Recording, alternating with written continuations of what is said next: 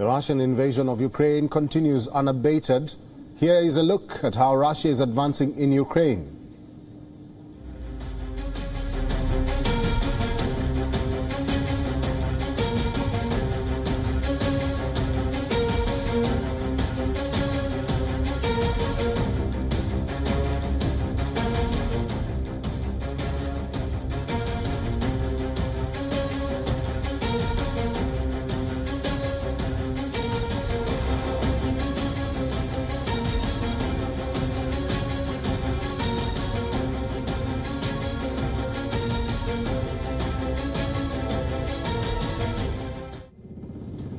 Russian forces say they have struck a site in western Ukraine. This site allegedly stored a large number of weapons supplied by the United States and European countries.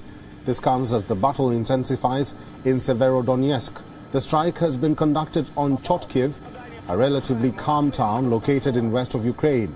The incident has left 22 people injured. Meanwhile, as the war rages on, dead bodies are piling up. Reports suggest that on an average, 600 to 1,000 Ukrainians are dying every day. An extraordinary loss of human life is being witnessed. More than 20,000 people have lost their lives in the span of 1 month. This poses questions. How will Ukrainian army fight if the war drags on? The war-torn country's forces are still fighting on the front line. However, sooner or later, the rising number of casualties is likely to erode its strength. A pro-Russian leader in eastern Ukraine has said that he would not alter the death sentences handed to 2 Britons and a Moroccan. These 3 individuals were fighting with the Ukrainian army. The leader of the Donetsk region said they came to Ukraine to kill civilians for money. That is why I don't see any conditions for any mitigation or modification of the sentence. He also said that the court had issued a perfectly fair punishment to the 3 fighters.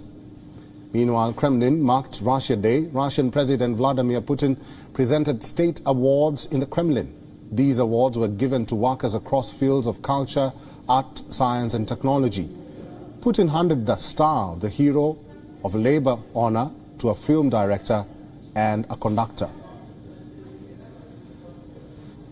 Каждый из вас уникален. У каждого свой путь к успеху. Но всех вас роднит яркая одаренность, исключительное трудолюбие и искренняя преданность своему делу.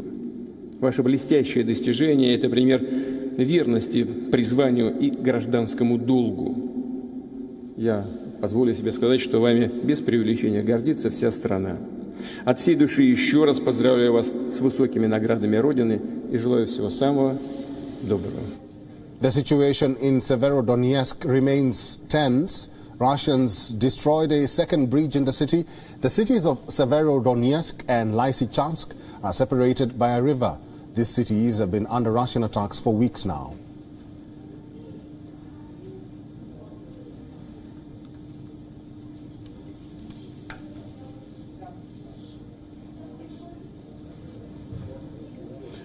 While the war rages on in Ukraine and dead bodies are piling up, reports suggest that on an average 600 to 1,000 Ukrainians are dying every day. An extraordinary loss of human life is being witnessed. More than 20,000 people have lost their lives in the span of 1 month. This poses questions. How will Ukrainian army fight if the war drags on? The war-torn country's forces are still fighting on the front line. However, sooner or later, the rising number of casualties is likely to erode its strength.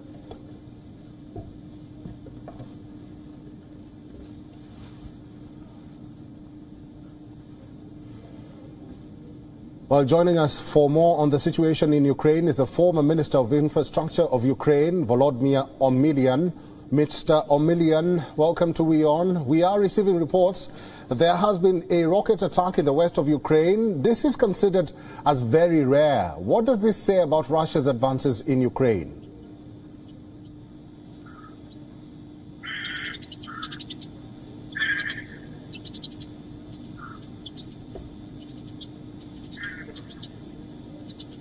Mr. Omelian, can you hear me? Yes, I hear you very well. Good afternoon, sir. Thank you very much for joining us on WION. We are receiving reports that there has been a rocket attack in the west of Ukraine. This is considered as very rare. What does this say about Russia's advances in Ukraine? There is no advance at all, but definitely Russia is trying to capture Ukraine because they would like to move further west to Poland, Baltic states, and maybe into the middle of Europe.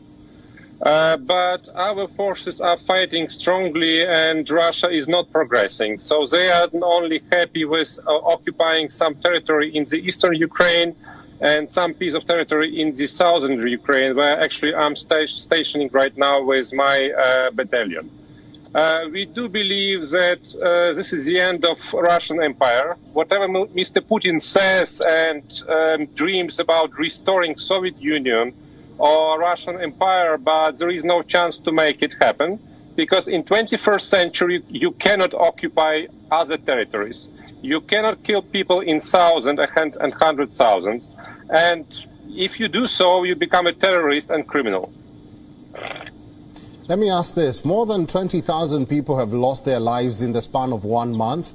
Most are Ukrainians. Despite President Zelensky saying that Ukraine will prevail in the war, how long can this continue when the war is taking a huge toll? There is only one finish for us. We should win, because otherwise we are all dead. Putin said that there is no Ukraine, there are no Ukrainians, and he would like to destroy our country as a whole. So there is not many options for us left. So we should fight, and we should win, and we will win.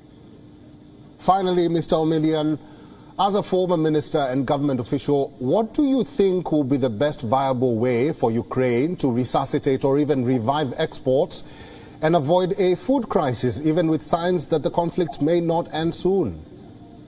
To stop Putin.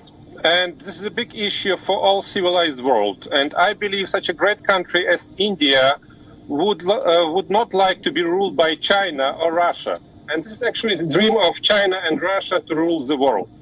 I believe that destiny of each country should be concentrated in the nation of this country. And we are to choose whom we would like to be. Right now, there is no food crisis. It's actually artificially done by Russia because they lose in war. There is no much progress for them to sell oil and gas. So they would like now to shift their attention of the world to the food problem. But there is only one problem. It's Russia itself. All right. I've been talking to the former Minister of Infrastructure of Ukraine, Volodymyr Omilian. Thank you very much for making time and for talking to WION today. WION is now available in your country. Download the app now and get all the news on the move.